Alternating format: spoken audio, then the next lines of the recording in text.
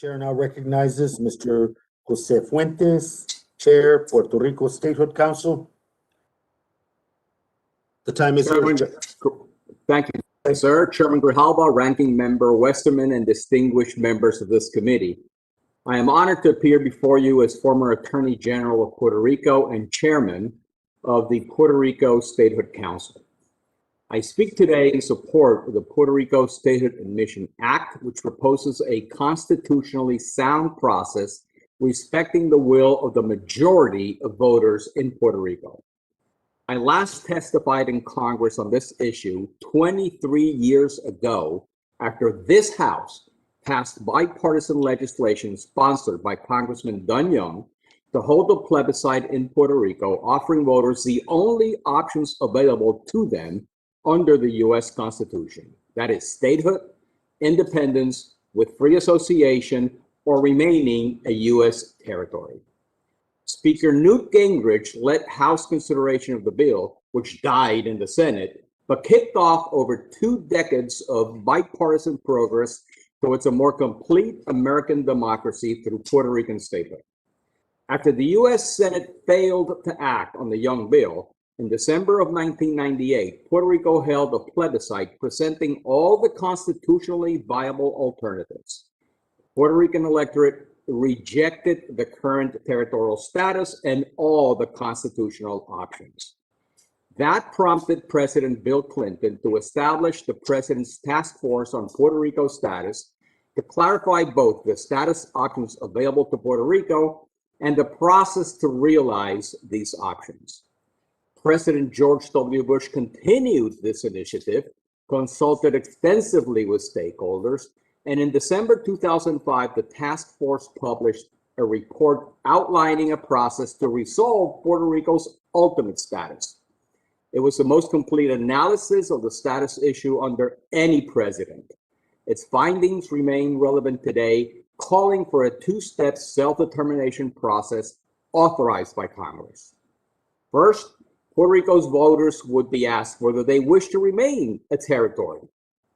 If voters elected to remain a territory, then they should be asked the same question periodically to ensure continued consent of the governed, something we clearly do not have today. However, if voters opted to change, the report called for another plebiscite to choose between the only permanent non-territorial options: statehood, independence, or free association. These options are the only viable alternatives to territory status under the U.S. Constitution, period. Full stop. There is nothing else. This has been confirmed by the Supreme Court, Department of Justice, this Congress, and every White House since Ronald Reagan, a staunch supporter of statehood for Puerto Rico. So what's the use of a status convention? There is nothing new under the U.S. Constitution. In 2010, under the leadership of then-resident Commissioner Pedro Pierluisi, this House again passed a bill to implement the 2005 President Bush Task Force report recommendations. The U.S. Senate again failed to act, but Republican Governor Luis Fortuño signed legislation approving the 2-part plebiscite in 2012 with 78% participation. 54% of voters rejected continuing under the current territorial relationship, and 61% voted for statehood. In 2017, Puerto Rico held another plebiscite under local law, this time between territory, statehood, and independence in its 2 forms. But when polls showed statehood leading, opponents boycotted.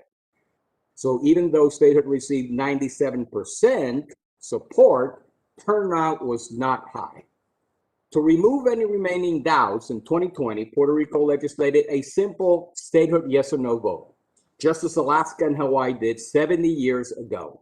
With 73% of effective voters participating, statehood won by a clear majority of 52.5% and garnered more votes than any candidate on the ballot, clearly cutting across local party lines. Yet, here we are today.